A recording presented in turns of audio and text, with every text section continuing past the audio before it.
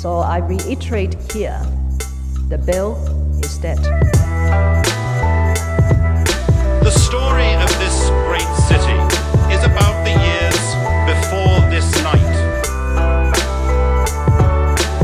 We are free!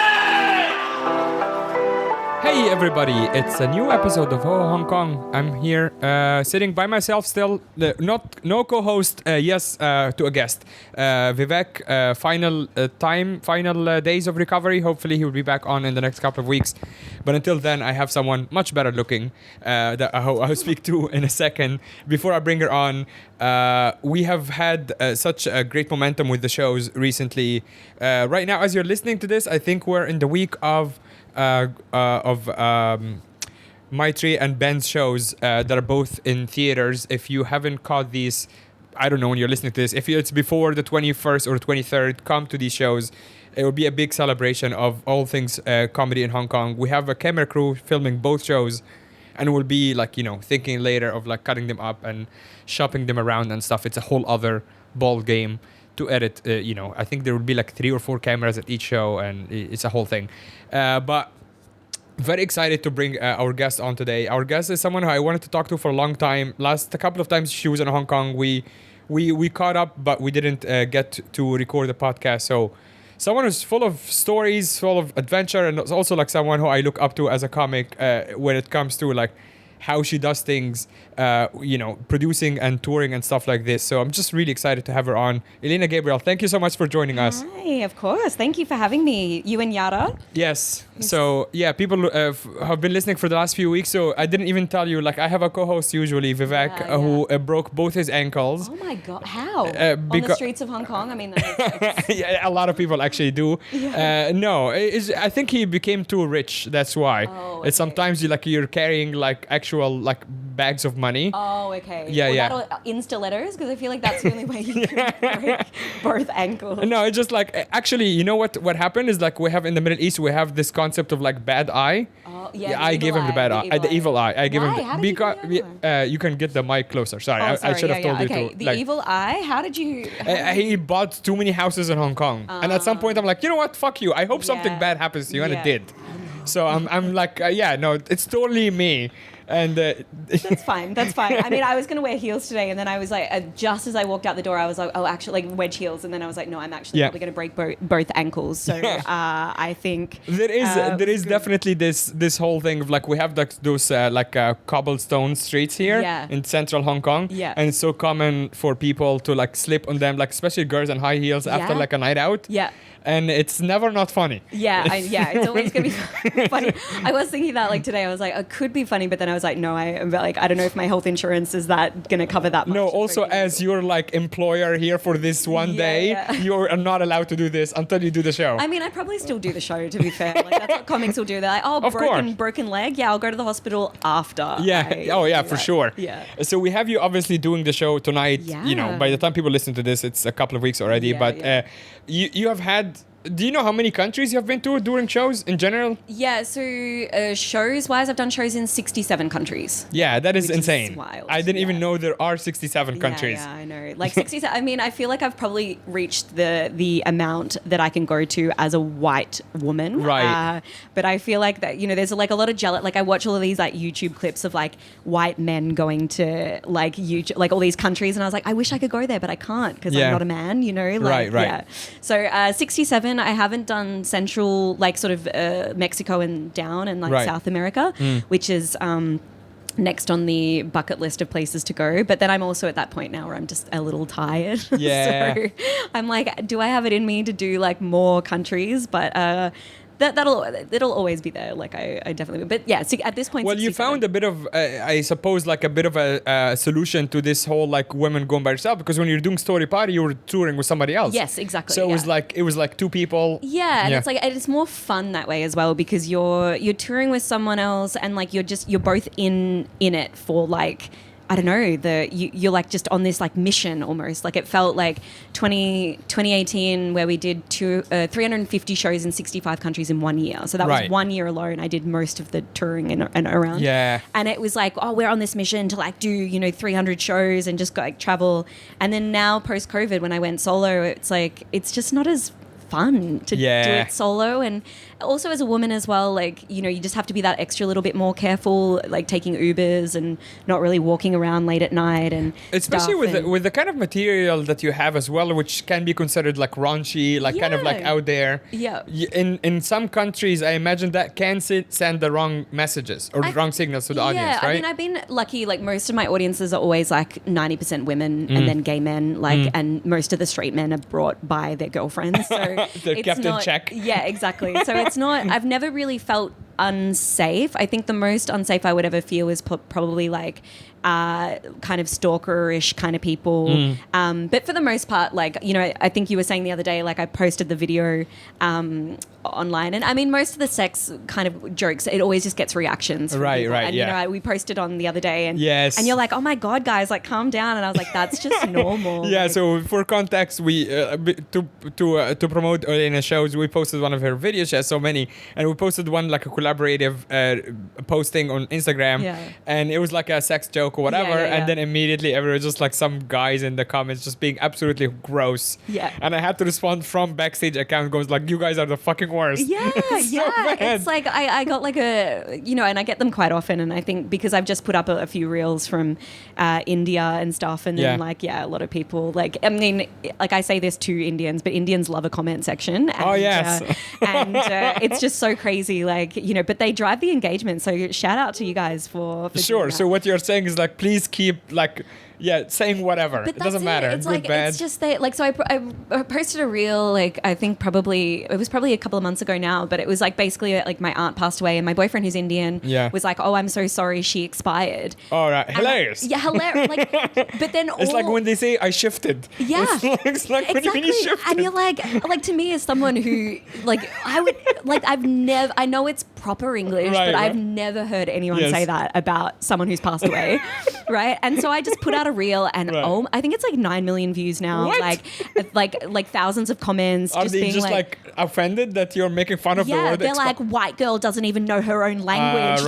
It's to expire from Latin. And I was like, yeah, I know that, but we just don't say it to like people. But that's a kind of good engagement. Right. It's not like it's saying you're not funny, right? Yeah. They're not saying like, oh, women are whatever. Yeah. They're like saying, hey, logically or grammatically. Right. Yeah, you want to encourage this kind of engagement, right? Exactly. And then like that's it. It's like now, and that's why a lot of these people who rage bait like online, it just drives engagement. Like at the end of the day, a comedian, Sashi Pereira in Melbourne is huge now. Right. Mostly from her comment section. Yeah. And it's just like, I mean, she's chilled out now, but for years she would engage with every single one of them. Not just that, she would post a screenshot of every single interaction in her comment. Yeah. And I'm like, you cannot be mentally sane after this. And then finally she's like chilled out. But like for a while it was like, oh my God, how are you doing this? It's a great way to get started. Like I have a friend who's also a comic, quite new, like 2 years in, and exactly the same. Like just like answers every single Rage comment, bait, screenshots, like DM messages, like this kind of stuff. And like,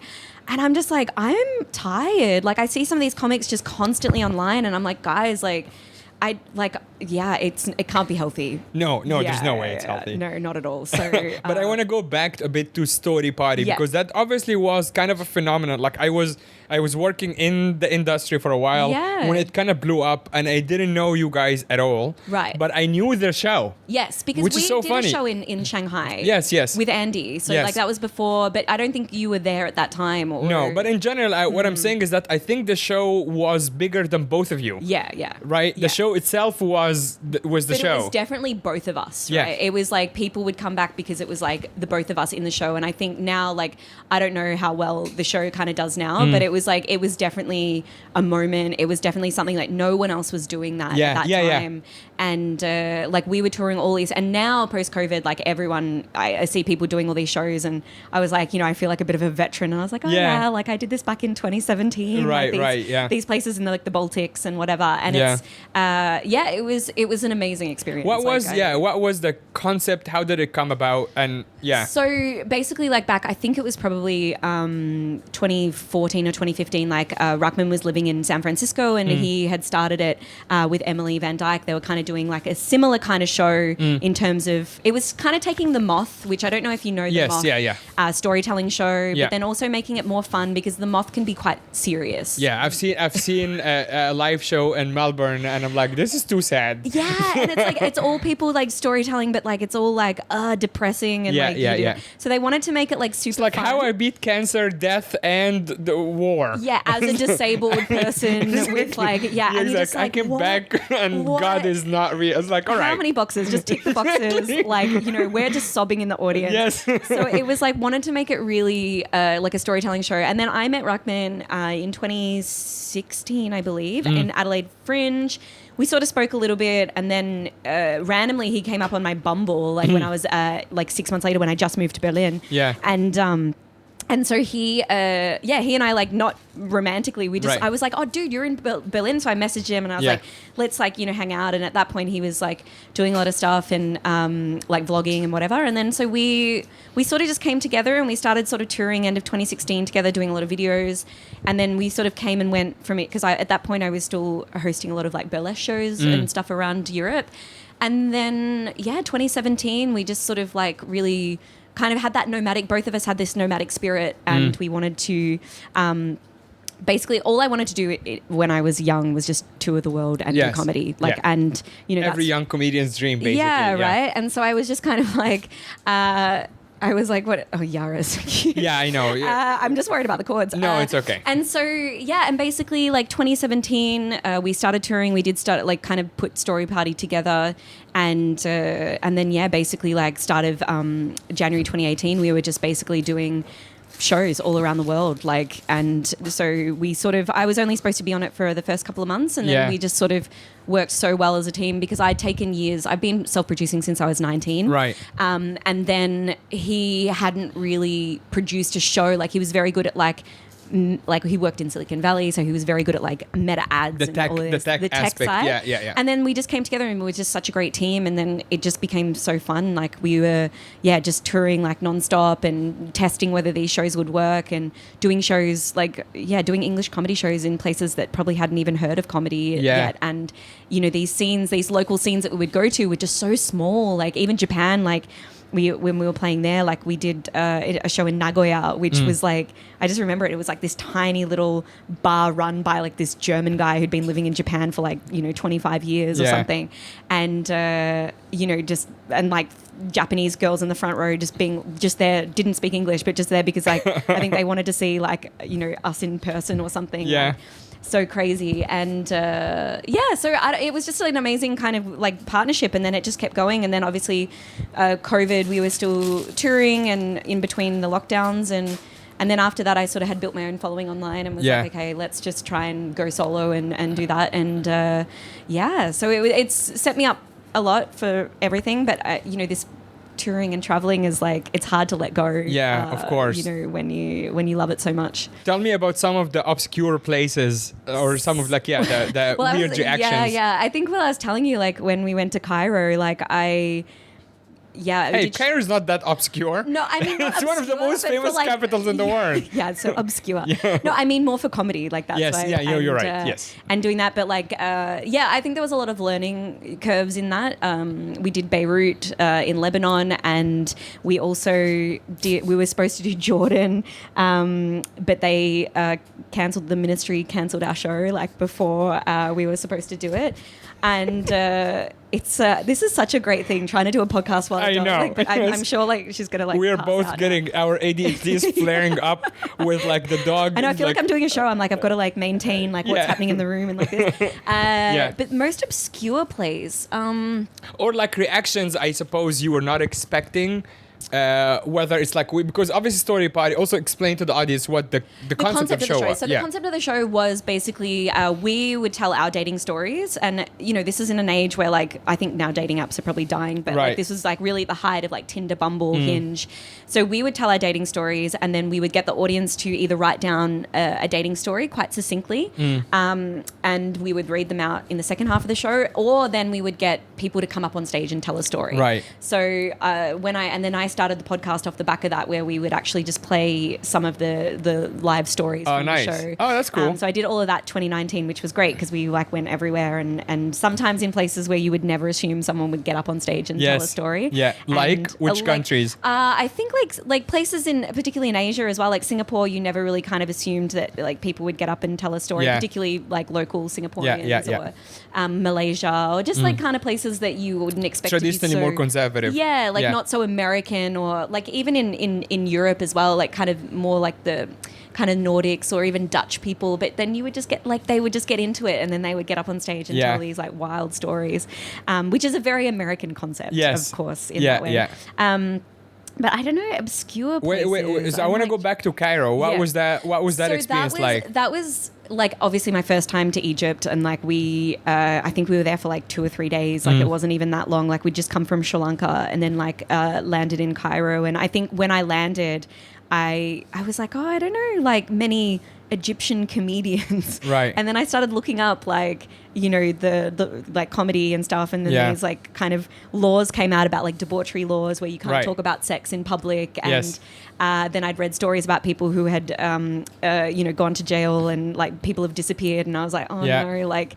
And we did a show at it was like the university. I can't remember the name of it now. Is it the American University, the AUC? Might have been, I'll find it later for you. I think might be. Was it in Tahrir Square? Like it was in the main central area. It would be the AUC, the American University. Yeah. They have their old campus is now like a kind of a bit of a theater that a lot of people can rent out and do stuff. It wasn't. I don't think it was a theater from memory. It felt or very was much it like Greek campus? Greek campus. Yes, that's part of the American University. So it was in like a kind of university kind of hall area. Yes. Like it wasn't. It's kind of actually like my brother went to that university when it was still in that campus. Oh right. And it was one of the most beautiful because the location was so central. Yeah. But it's also an old building. Yeah. So it just has that kind of mystique to it. Yeah. It was. I remember just beautiful. Like I loved Egypt, and like I really want to go back there. But what was that? Was the reaction like more like was the crowd mostly expats? No, a lot of Egyptians. And like it was crazy because like, I had read all this stuff online about how you can't talk about sex in public. So you're like, we don't have a show. I was like, how am I going to get around this? Because I think at that point that was when I was telling the French story about like the guy eating my asshole, like and all this sort of stuff. And I was like,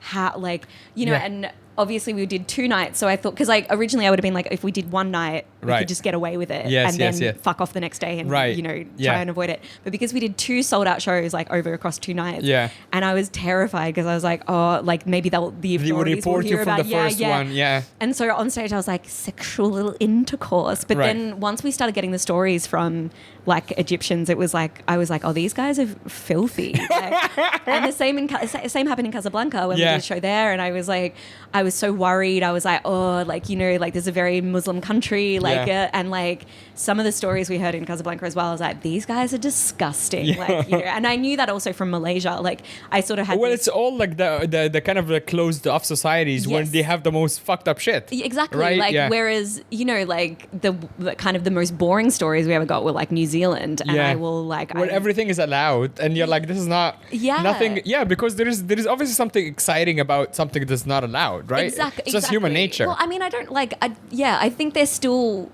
conservative, like the British as well, like Northern England, like I sort of felt that in like the north of England and like New Zealand, where they were just kind of a little bit more like conservative in giving away stuff. So but yeah, Egypt was like crazy. I think I was there for like 3 days, and I just like even my last show Addicted, I had this whole bit about buying tampons in Egypt and like how like it wasn't possible, and like I had to go into this pharmacy like, and I was dressed up in like a full with my heels ready to go to the show, full makeup, and there's like old Egyptian man behind the counter, and I was like, tampons, like and it was this whole story like brings me back, like we go like so far back into the store, like, and then he's down like, is he trying to show, like trying to understand what you're trying to get? I think eventually he got it. I was like, like tampons, but they didn't have tampons because it's like haram, like not haram, but like they just don't use tampons in some countries. And so I was like, and he takes me out like so far back Right. into like the pharmacy, like down a couple of stairs, Right. like, and then right to the very far back of the pharmacy, like where there's boxes everywhere, and like opens this cupboard door like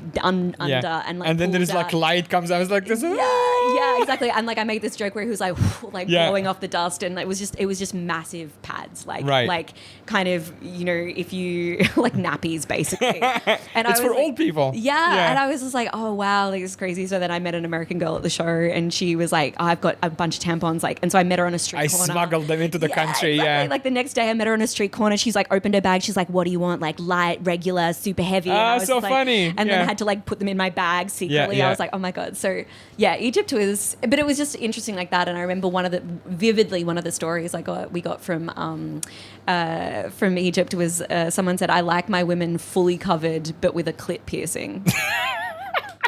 Fuck.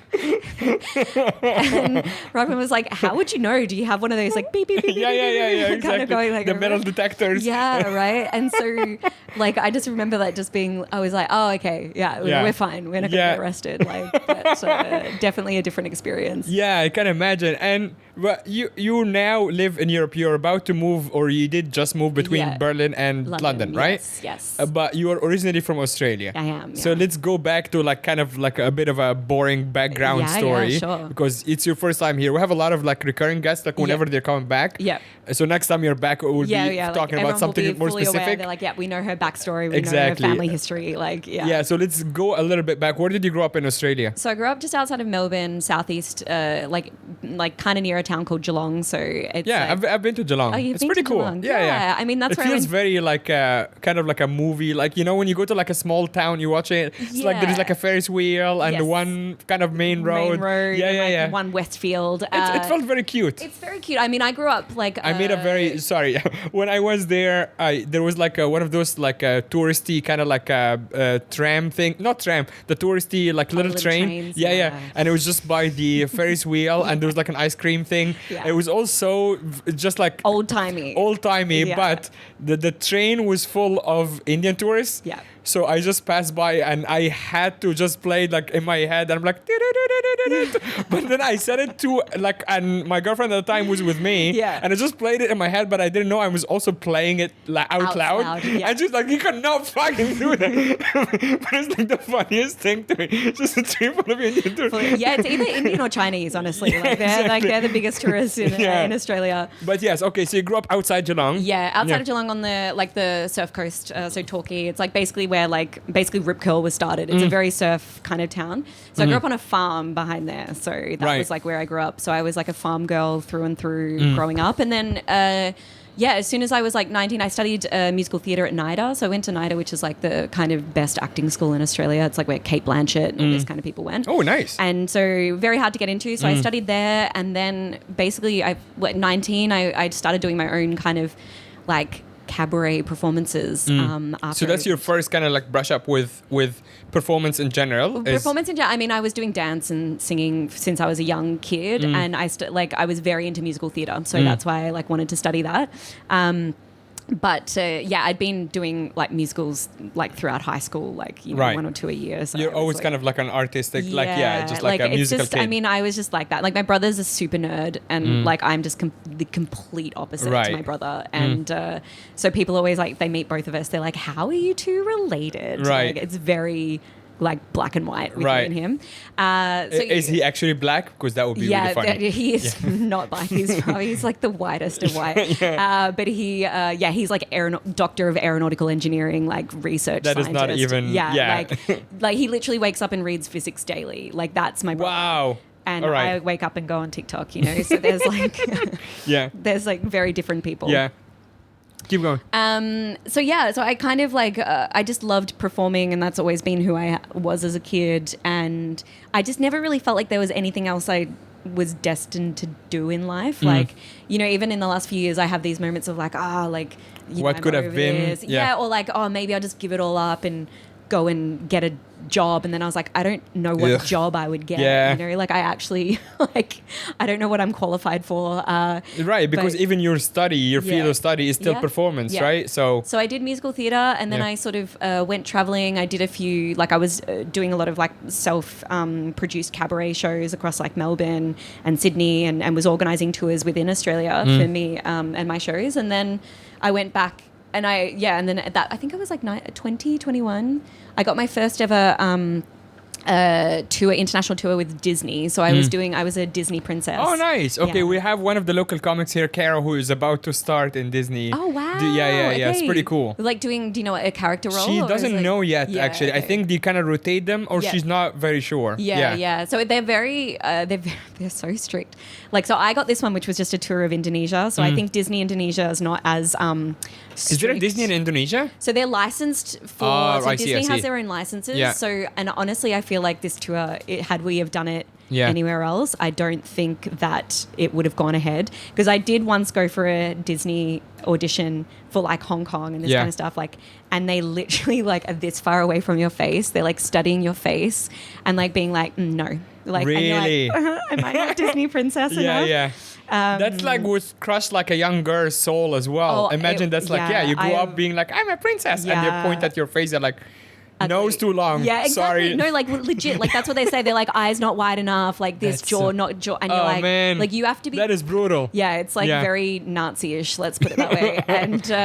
And so I went to. So I did this tour in Indonesia, and that was like I did shows in Medan and Surabaya, and had rehearsals in Jakarta, and it was for a few weeks, and I just loved it. I was like, it was the first time I went to Singapore. It was 2010, I think it was, and I was just like, wow, like this is the life I want to lead. Yeah. Like, I want the to life live, of a performer touring the world, touring the world, and just adoring fans, all of that stuff. I mean, the Yeah. adoring fans at that point were like, you know, small Kids. Indonesian kids who Yeah. were just gorgeous, by the way. Like, they Right. were so cute. But like, one of the shows we did was in like the big mall shows, like, and in Yes. Singapore and Indonesia, like they have so much money for these mall shows. Right. And I remember like we went into this mall and it was like the backdrop, everything was decked out, but they had VIP, like, you know, like next level, and then like for the poor people at the back, and like Yeah. I saw this one kid like run from like the far back to like the front of the stage because they want to be close to like the Of performers. course. And like Yeah. a security guard just goes Tackle them. tackled this kid and like brought them back to like the the poor section. Yeah. And it was just so but that was that kind of kickstarted for me, and then I went back to university after that to study a Bachelor of Film and TV production. And What did you actually want to do? Like, I know, like, obviously you're saying like you got a Yeah. taste of like the live performance, Yeah. but what did you dream ideally of doing? Yeah, Did I you want to think be an actor? Did you want to like? I mean, as a kid, I just wanted to be in musical theatre. Like, that was Right. it. I just Okay. wanted to sing. Like, even I studied opera as well. So I was like anything classical musical theatre. And then, of course, classical musical theatre kind of went away because everything was like pop singing, and Right, which is right. not really my Yeah. forte. And so, that was always my dream. And then I went to... I went to NIDA, and they sort of, they're like these institutions, like these drama schools that just bring you down. Like they Right. pick you apart, and Yeah. you actually come out with like a lot of mental issues and you sort of go like, what am I, like it's, and they do this because they want the weak to fall Yes, off and yeah. like, you know, the good people to survive, but it's trauma. Like course. it's not horror, it's not nice. Yeah. And so I think after that, and then I fell into cabaret, and I was like, oh, I can get paid for saying what I want to say and doing what I want to do, and that sort of spoke to me. So then I think that, but comedy was always in the back of my mind. Right. Like, I always wanted to, like I grew up in Melbourne with the Melbourne Comedy Festival. Like, Right, every yeah. year it was like watching this, it was just so natural. Yeah. And I think I always wanted to do it, but I was always a bit scared. And I was doing musical comedy before I sort of moved straight into stand-up. And and so it's, I don't know. And then I sort of finally got the chance to do it. I felt like... Yeah, when was the first time you did like stand up? Stand up. Like, I mean, I always put a bit of like musical, I'd always put a bit of musical in my show at some point. But I think basically the first day I moved to Berlin. Wow. And do you know Amman? So you haven't done stand up at all in Australia? I didn't do stand up. Yeah, yeah. I did a musical comedy show that I toured in Australia and also went to like Edinburgh with. But that was like kind of a musical parody show. And yeah, stand up. And I'd watched it for so long. Yeah. You know, going to Adelaide, going to Melbourne, going to Edinburgh. Yes. And I landed in Berlin the first day I moved to Berlin, and I went and did a stand up set which I also had a song at the end of it, but Right. like the set just went so well, and like, and you know, like it was just one of these like great moments, and I was like, okay, this is where I go. And then that's, you know, a few weeks later I met up with Rockman, and then we just started doing like more and more like, because Story Party is still like, it's stand up, but it's stand-up storytelling. disguised. Yeah. Which is which has always been my, you know, I studied. That's kind of your comfort. Yeah, like I studied screenwriting, like when I did my bachelor's, like in film TV, like I majored in screenwriting. So for me, like telling a story, and that's also cabaret as well in musical theater. It's always like, even through whatever medium it's storytelling, you need to invoke something. And so for me, yeah, that was like, it's comedy storytelling, which is always, that's my style, and that's what I love. I'm not like that joke per minute kind of person, or roasting or anything like that. I'm like, I know who I am, and this is what my kind of forte is. I mean, you built an audience that way as well, so people are turning up for your particular style. Totally, and I think it also translates probably a little bit better online as well, because it's like a full story. Yes. But I think I remember seeing Joel Dommett at the Melbourne Comedy Festival probably about 10 years ago now, or a bit more, and I watched his show, and I think that show won Comedy Show of the Year or something that year, but it was so good. It was literally just like this story of like, I think how him and his girlfriend got together, or how they broke up, one of them. But he just told this long story, but just kept going off on like tangents, tangents, and telling these amazing jokes, and then coming back to the story, and it was just weaved perfectly. And I was like, oh, that's incredible. Like, I want to do that. So that's always been my kind of style in comedy. But then obviously going to Europe and having that, I think Europeans are more, and the same with UK, like, and maybe a bit of Australia, but they're more patient audiences, and they will sit through a longer story because I know there will be a payoff at the end. Whereas I'm like so not comfortable with that either as an audience or as a performer, both. I'm like, I watch it, I'm like, you know, I'm so wired into, like, I grew up watching David Letterman and like Eddie Murphy. Which, like, when you're watching Eddie Murphy, that's your introduction to stand-up.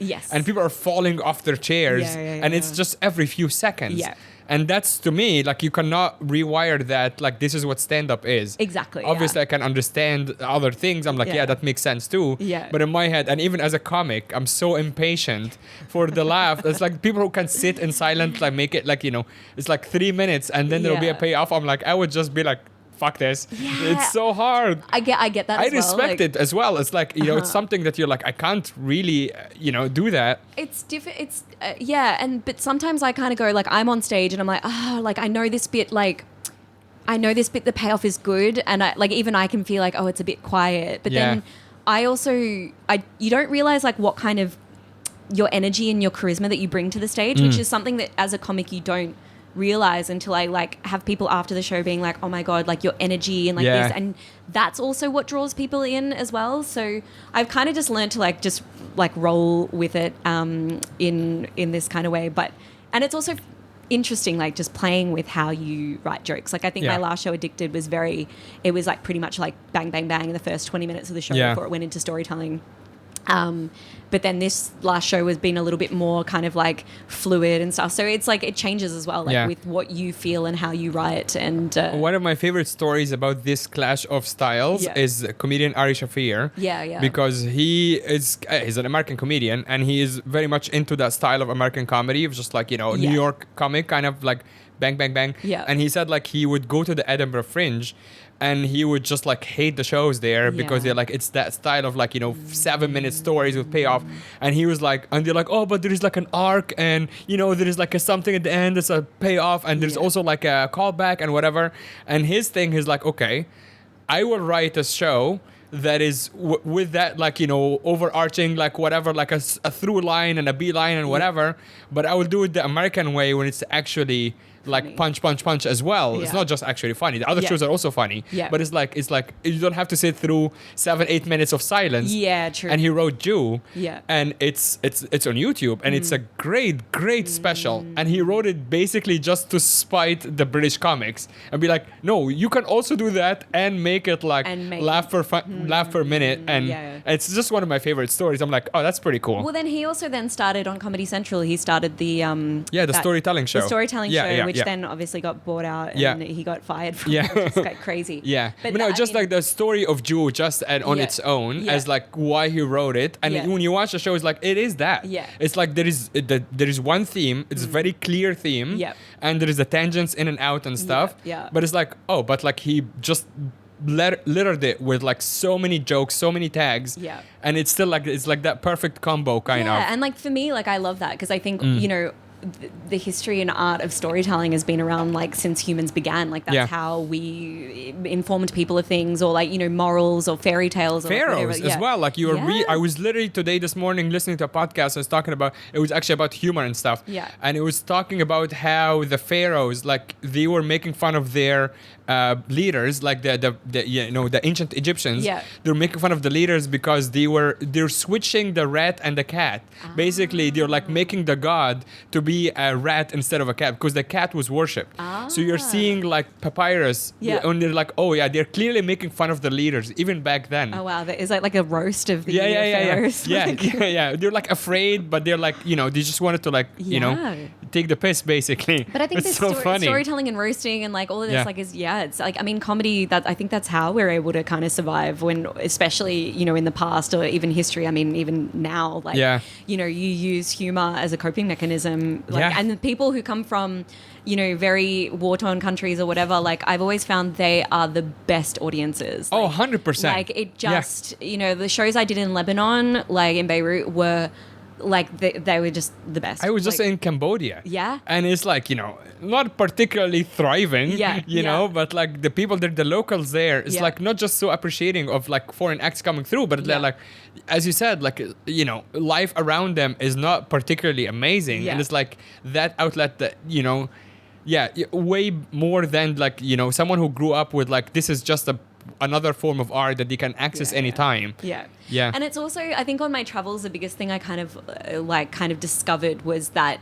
and I don't know how to put this without sort of that, but like countries that are probably more, I don't want to say like third world, like, because there's, you know. Yeah, you can say but, less like, developed, whatever. Less developed, Yeah. like countries, were always the best audiences. Yes. Because I think what you value in that situation is more like fun and like, you know, especially like in a place like Lebanon or Yeah. these places that having, you know, the constant threat of war or something like that Mm. on them, they just have a different like mentality. It's just like, oh yeah, like this could be our last day, so let's just I was gonna fucking- say, actually, you know what? Having come from Yeah. that region, Yeah. I will tell you what we are thinking is Yeah. that life is not that serious, Exactly. and it doesn't really, Yeah. you know, it's not as big as you think. You know, it's just like you're right. It can be all taken away from us tomorrow. Exactly. And it's like, yeah, but the thing is, like for the other developed countries.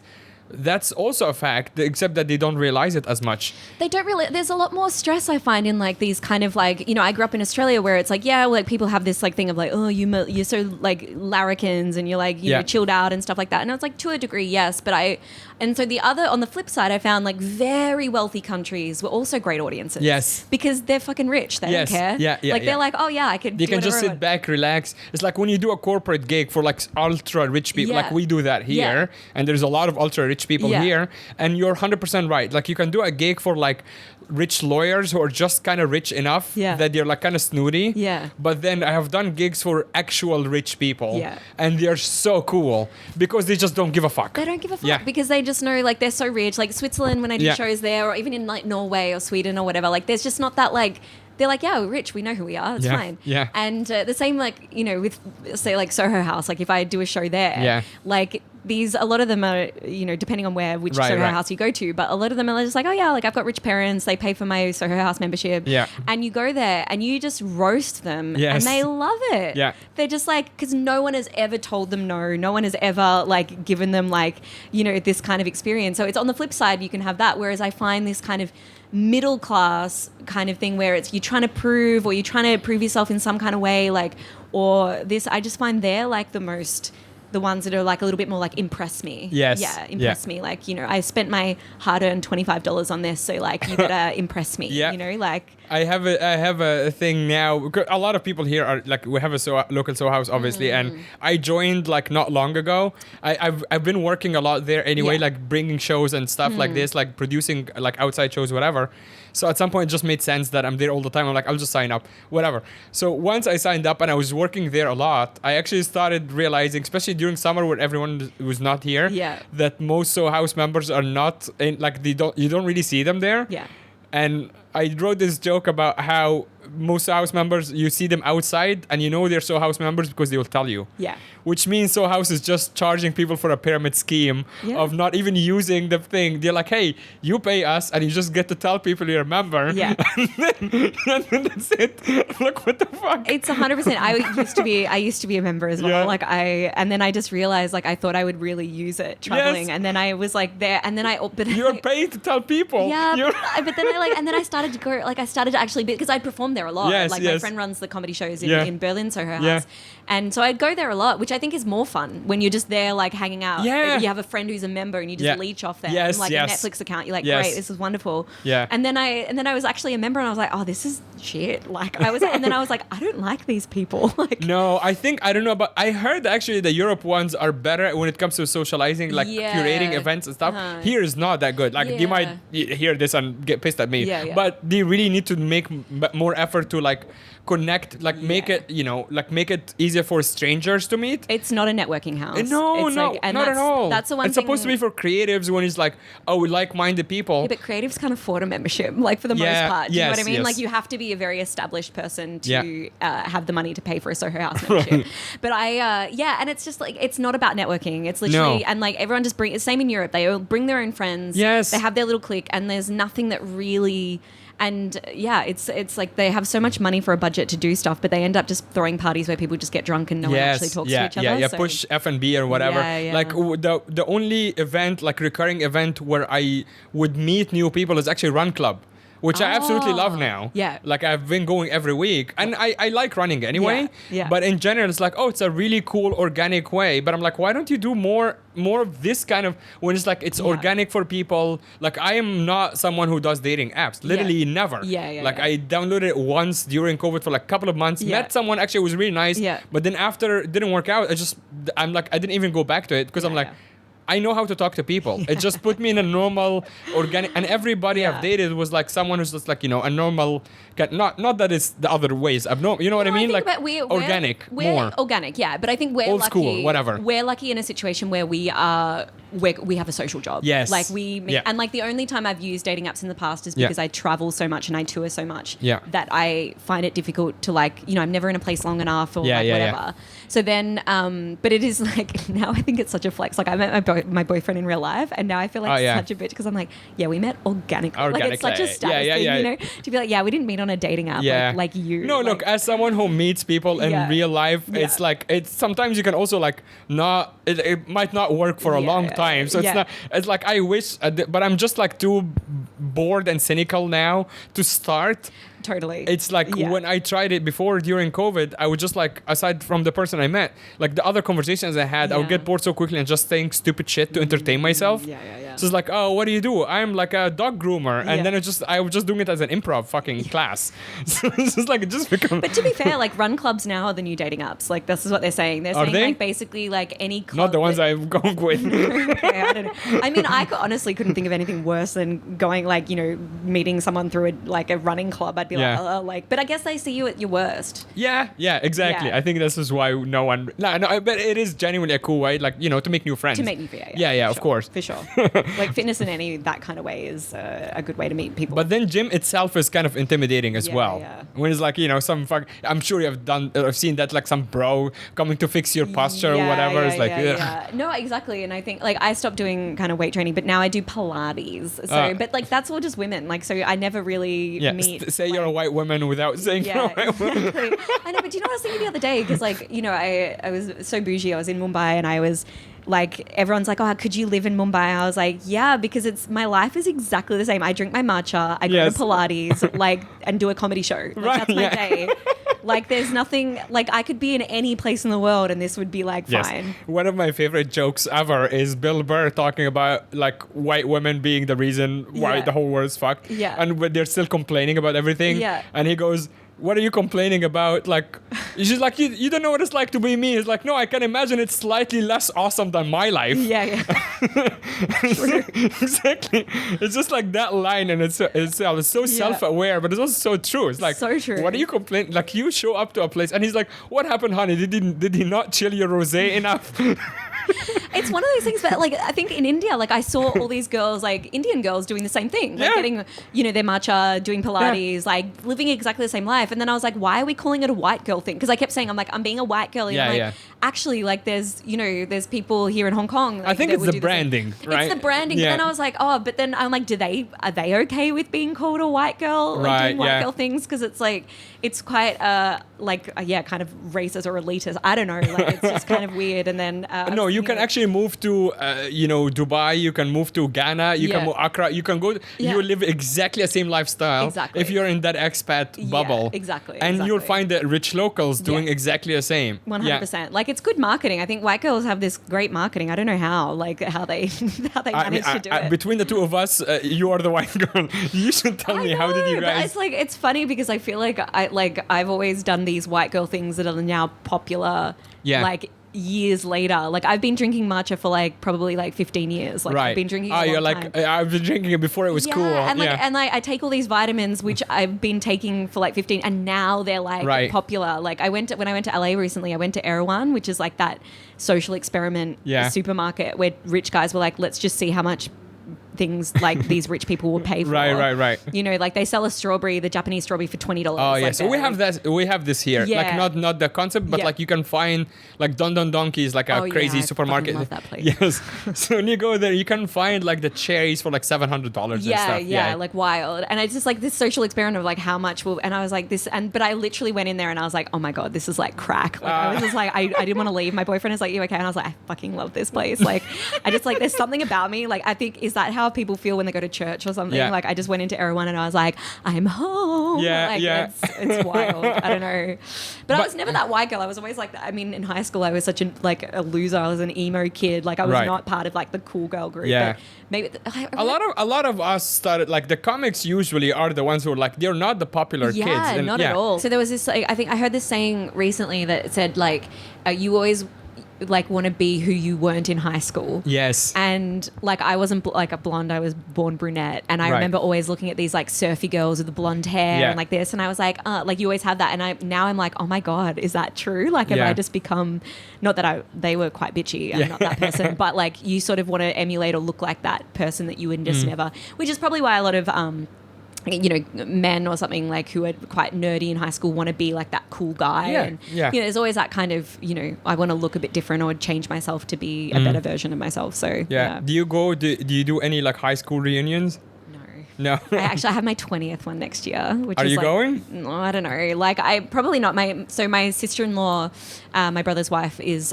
We went to high school together, and I set them up. So, but she was like vice school captain. She's like she still has a lot to do with the school. So I just send her along. I'm like, you go and tell me like who's in jail, who's had 5 kids, who's gotten really big and all these things. Yeah. So we can... Although like sometimes I do a couple of shows in my hometown, and I have recently, and I had I think a couple of years ago I had a couple of girls come to my show, and we used to kind of be friends, and like after the show they came up to me and they're like, great show, and I was like, yeah, thanks, and they're like, yeah, it's from high school, and I was like, oh, and they were so, and they were completely changed physically, and I couldn't even recognize them, and I was like, oh, okay, so I don't know, I feel like at school I wouldn't even remember half the people, like I think it's just like, like I don't know who you are, like kind of stuff. So I mean, I kind of want to go, but then I also like I'm like I see the people from high school that I need to see.